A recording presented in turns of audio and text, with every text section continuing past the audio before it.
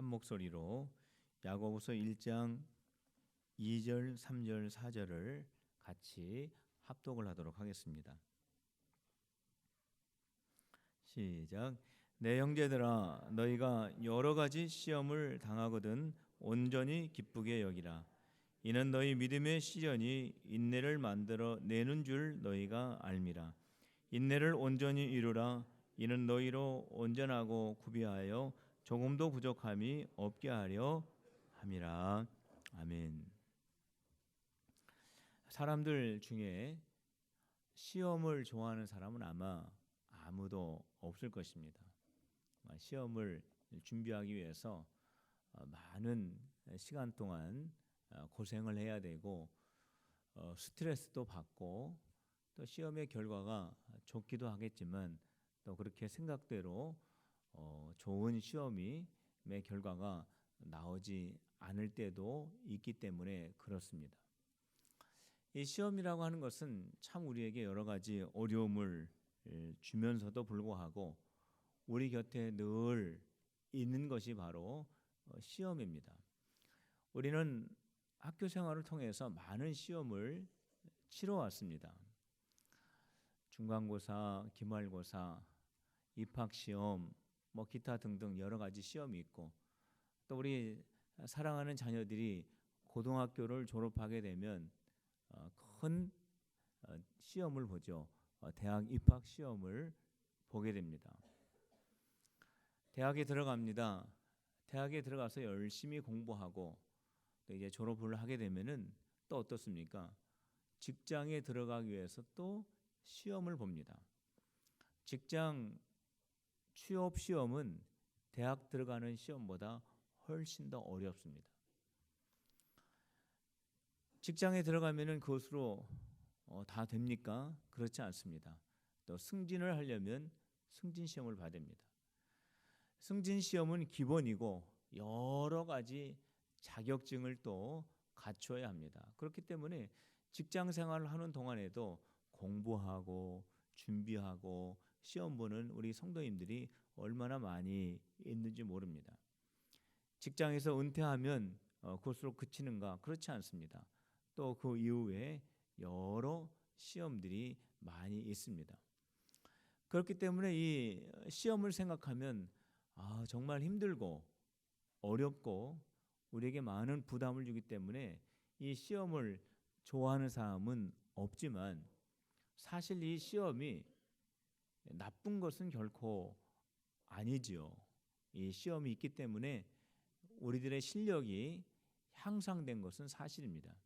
시험이 없으면 누가 공부를 하겠습니까? 특별히 공부를 좋아하는 사람이면은 몰라도 시험이 있기 때문에 우리가 그 시험에 통과하기 위해서 열심히 공부하다 보면 자의든 타의든 우리의 실력이 향상되는 것은 사실입니다. 우리가 은퇴를 한다고 하지만은 그것으로 인해서 시험이 끝나는 것이 아닙니다. 우리의 신앙생활을 돌아보게 되면 우리 신앙생활은 늘 시험의 연속입니다. 우리가 어려운 일을 만납니다. 곤란한 일을 만납니다. 당황스러운 일을 만납니다. 힘든 일을 만납니다. 이게 다 우리가 신앙생활할 때 겪게 되는 시험 아니겠습니까? 그렇기 때문에 이 시험은 늘 우리 곁에 가까이에 있습니다. 그래서 이러한 시험을 당할 때마다 대부분의 사람들은 어려워합니다. 힘들어합니다. 괴로워합니다. 낙심합니다. 그런데 오늘 우리가 읽은 하나님의 말씀을 보면 여러 가지 시험을 만나거든 온전히 기쁘게 여기라 라고 하는 그런 말씀을 우리에게 해 주시고 있습니다. 시험은 어려운 것입니다. 시험은 우리에게 많은 슬픔을 주고 우리에게 많은 어려움을 주는 것이 사실입니다. 그런데 왜 우리가 시험을 만날 때 기뻐해야 할까요? 오늘 말씀을 통해서 그 이유를 우리가 함께 살펴보려고 합니다. 그 첫 번째 이유는 우리가 시험을 통하여서 인내하는 사람이 되어가기 때문에 그렇습니다. 우리가 시험을 통과하면서 우리는 인내할 줄 아는 사람이 되어갑니다. 우리는 시험을 통과하면서 사람이 성숙하여지고 깊은 사람이 되고 하나님께서 쓰실 만한 그런 성숙한 사람이 되어가기 때문에 그렇습니다. 저를 따라서 한번 해보시길 바랍니다. 시험을 통하여 인내하는 사람이 되자. 시험을 통하여 인내하시는 성도님들이 되시길 바랍니다. 인내하면 하나님께 쓰임받는 사람이 됩니다. 우리는 시험을 통하여 인내를 배우게 됩니다. 인내하는 사람이 됩니다. 성숙한 사람이 되어가는 것입니다. 오늘 우리가 읽은 본문 말씀 3절 말씀에 보면 시험이 인내를 가르쳐준다라고 기록을 하고 있습니다. 우리 같이 3절 말씀 다시 다 같이 읽어봅시다. 시작. 이는 너희 믿음의 시련이 인내를 만들어 내는 줄 너희가 알미라. 오늘 우리가 시험에 대하여 말씀하고 있는데 오늘 3절 말씀에서는 시험을 다른 말로 표현을 하고 있습니다. 그것을 믿음의 시련이라고 말하고 있습니다. 우리가 믿음을 지키기 위해서 어려움을 당합니다. 예수님 때문에 우리가 욕을 먹습니다. 우리가 많은 환난 가운데 있지만 믿음으로 그 환난을 이겨내려고 인내합니다. 이러한 것들이 바로 믿음의 시련입니다. 이러한 믿음의 시련을 통하여서 우리는 인내하는 사람이 되기 때문에 여러 가지 시험을 만나거든 너희가 온전히 기쁘게 여기라 말씀하고 있는 것입니다. 인내가 뭐길래? 인내하는 사람이 정말 중요한 것인가? 그렇습니다. 인내는 참 중요합니다.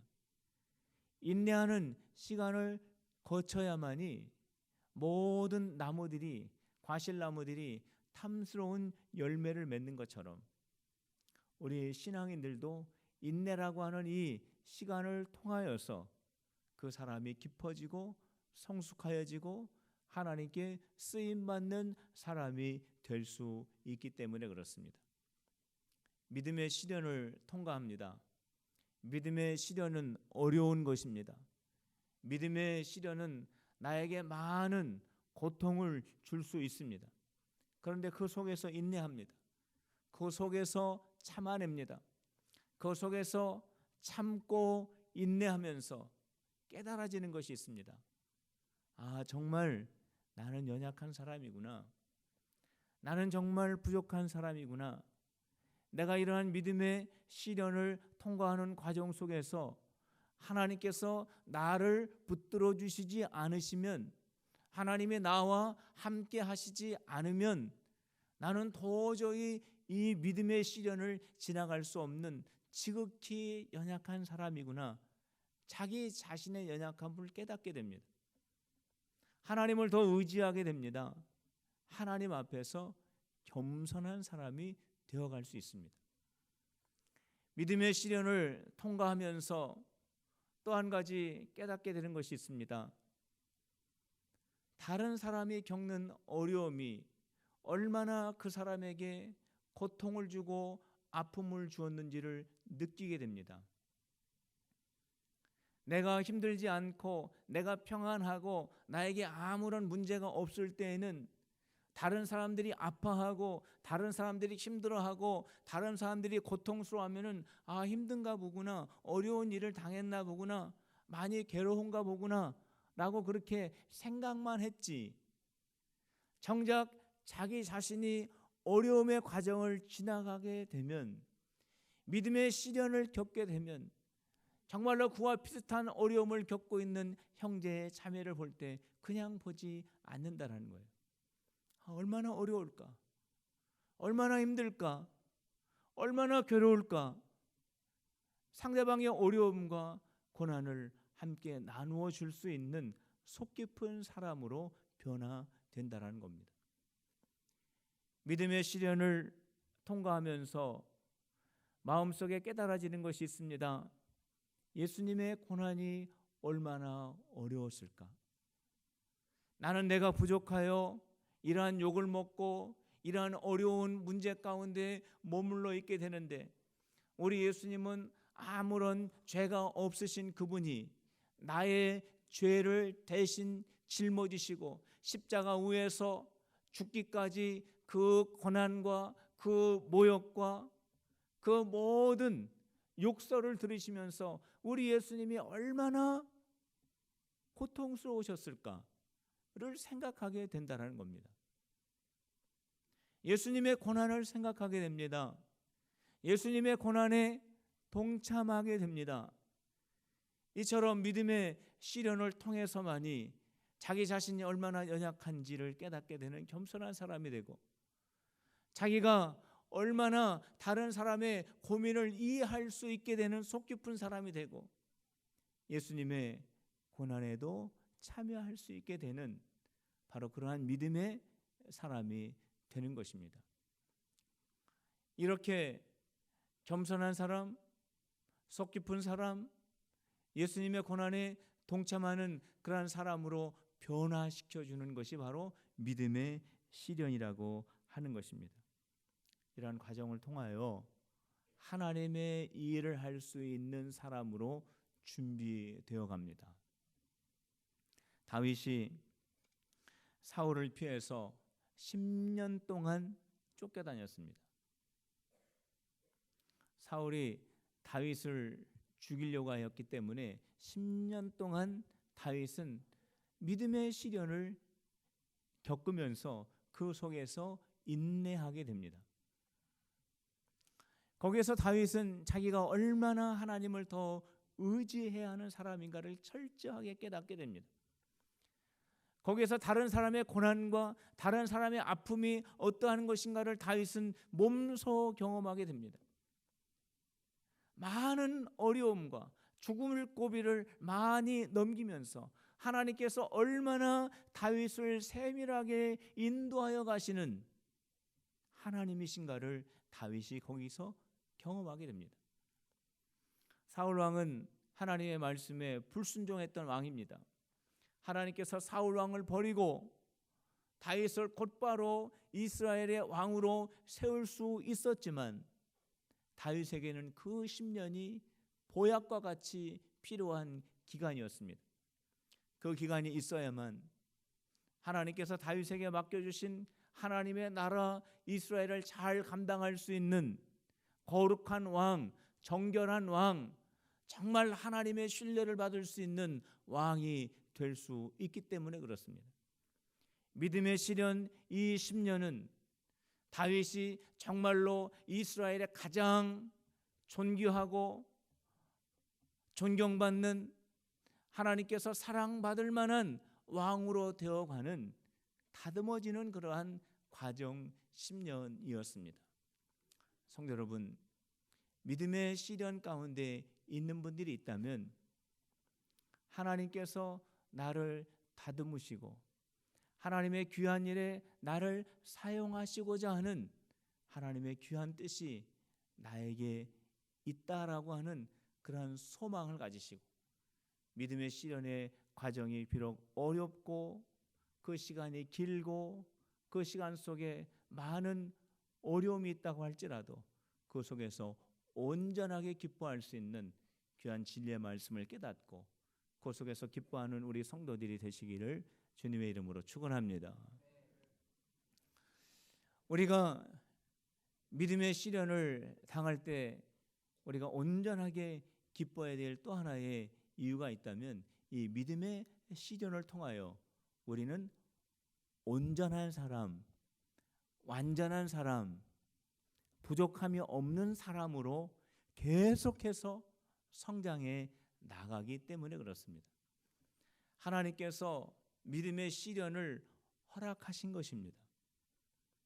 우리가 그 시험을 감당할 만한 능력이 되기 때문에 실수가 없으신 하나님께서 우리를 성장시키기 위해서 나를 온전한 사람, 부족함이 없는 사람, 하나님께서 합당하게 여길 수 있는 바로 그러한 사람이 되도록 하기 위해서 하나님께서 그 시험들을, 여러 가지 시험들을 우리에게 허락을 하신 것입니다. 이러한 시험들을 통하여 우리는 온전한 사람이 될 수 있습니다. 오늘 우리가 읽은 말씀 가운데 4절 말씀이 있습니다. 4절 말씀에 보면 이 시험을 통하여 우리가 인내를 배우고 인내를 통하여 우리가 온전케 된다라는 말씀이 기록이 되어 있습니다. 우리 4절 말씀 같이 읽도록 하겠습니다. 시작. 인내를 온전히 이루라. 이는 너희로 온전하고 구비하여 조금도 부족함이 없게 하려 함이라. 우리가 믿음의 시련을 만납니다.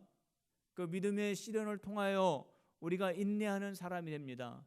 그 인내하는 그러한 과정을 통하여 우리는 온전한 사람이 될 수 있는 것입니다. 성도 여러분, 저를 한번 따라서 해보시기 바랍니다. 시험을 통하여 온전해지자.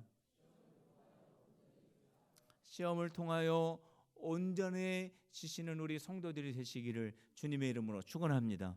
우리가 시험을 만날 때, 여러 가지 시험과 환난과 많은 어려운 일들을 만날 때 우리가 그 속에서 울고 낙심하고 좌절하고 슬퍼하는 것을 우리 하나님께서 원치 않으십니다.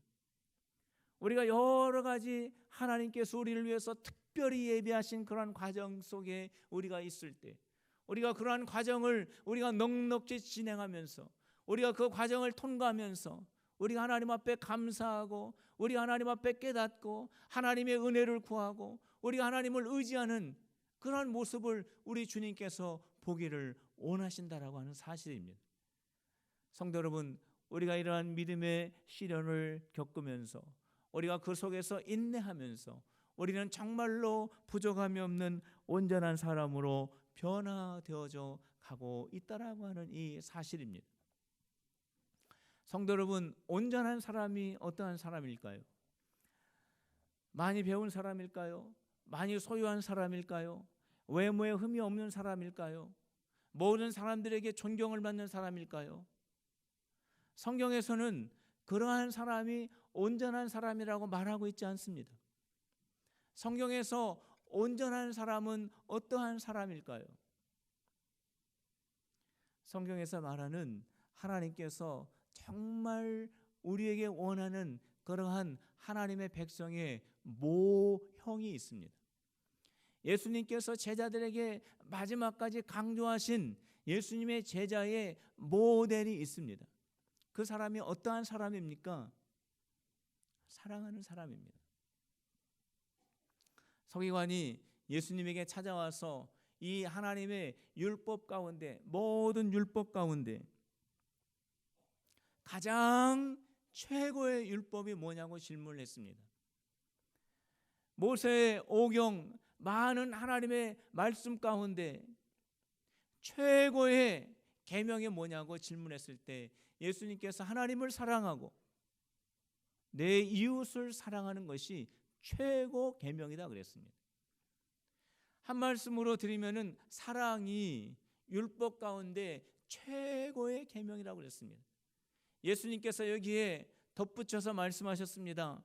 이 사랑이야말로 하나님의 사역을 하는 가장 기본적인 원리이고, 하나님의 사랑이야말로, 이 사랑이야말로 하나님의 말씀의 가장 근간이며 기초며 원리다, 강령이다 라고 우리 예수님께서 말씀을 하셨습니다. 성도 여러분, 하나님께서 우리에게 가장 원하시는 것이 있다면 우리가 부자가 되는 것이 아닙니다. 우리가 이 세상에서 출세하는 것이 아닙니다. 우리가 사랑의 사람이 되는 것을 우리 하나님이 원하십니다. 하나님께서 우리 교회가 어떠한 교회가 되기를 원하실까요? 이 자리에 앉을 자리가 없이 가득 찬 성도들이 모이는 교회가 되기를 원하실까요? 재정적으로 부족함이 없는 부자 교회가 되기를 원하실까요? 유능하고 똑똑한 사람들이 많이 모인 교회 되기를 우리 하나님이 원하실까요? 하나님이 우리 교회에게 원하시는 것은 딱 한 가지밖에 없습니다. 성도들이 서로 사랑하는 교회를 우리 하나님이 가장 원하십니다.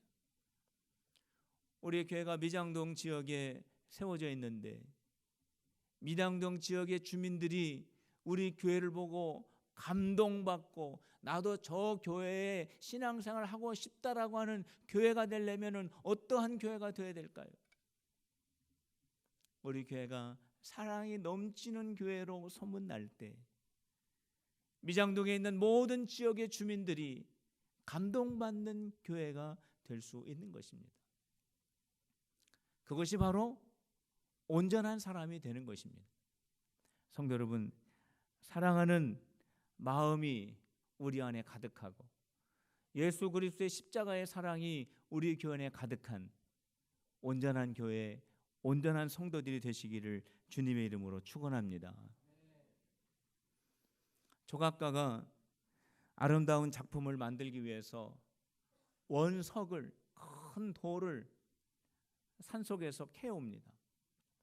그리고 거기에다 대고 정으로 쫓고 망치로 깨트려서 아름다운 조각상을 만들어내게 됩니다. 돌이 주인에게 말합니다. 왜 가만히 있는 나를 데려다가 왜 정으로 나를 쪼고 망치로 나를 깨트립니까? 라고 이렇게 하소연을 합니다. 주인은 아무 말 하지 않고 계속해서 정으로 망치로 그 큰 돌 덩어리를 깨뜨립니다. 그 돌 덩어리가 얼마나 아프겠습니까? 그 돌 덩어리가 얼마나 괴롭겠습니까? 그런데 몇 날 며칠 시간이 지나가게 되면 그 무가치하였던 돌덩어리는 사라지고 값으로 환산할 수 없는 정말 아름다운 예술 작품이 새롭게 그 자리에 서 있는 모습을 발견하게 됩니다. 많은 사람들이 그 작품을 보고 그 조각자를 높여줍니다. 그 예술가의 이름을 높여줍니다. 마찬가지입니다. 우리 하나님께서는 저와 여러분들이 이 세상에서 구원받은 하나님의 백성으로만 살기를 원치 않으십니다. 저와 여러분들이 이 세상을 살아갈 때 완전한 사람으로, 온전한 사람으로, 부족함이 없는 사람으로, 거룩한 사람으로, 하나님의 사람으로 이 세상에서 살아가기를 하나님께서 원하십니다. 우리의 삶을 사람들이 보고 정말로 하나님은 살아계시며 하나님의 전능하심과 하나님의 위대하심을 사람들에게 보여주시기를 우리 하나님이 원하신다라고 하는 사실입니다. 성도 여러분, 저와 여러분들이 하나님의 그 위대하심을 나타낼 수 있는 온전한 사람으로, 부족함이 없는 사람으로 완전한 사람 되기 위해서, 사랑의 사람 되기 위해서 계속해서 믿음의 길을 걸어가시기를 주님의 이름으로 축원합니다. 믿음의 시련, 그것은 우리를 온전한 사람으로 변화시키시기 위한 하나님의 정과 하나님의 망치인 겁니다. 그 속에서 끝까지 인내하면 저와 여러분들은 하나님의 걸작품으로 남게 되는 것입니다. 우리에게 믿음의 시련이 있을 때 하나님께서 나를 통하여 아름다운 하나님의 작품을 만드신다라고 하는 그 기대함을 가지고 여러 가지 시험 속에서 기뻐하는 우리 필그림의 성도들이 되시기를 주님의 이름으로 축원합니다.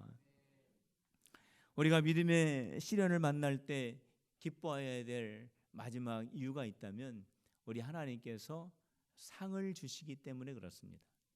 저를 따라서 한번 해보시기 바랍니다. 시험을 통과해서 면류관을 받자.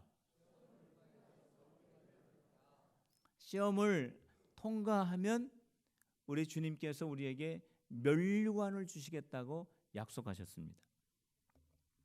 12절 말씀을 보시기 바랍니다. 우리 12절 말씀 우리 큰 목소리로 다 같이 합독하도록 하겠습니다. 시작.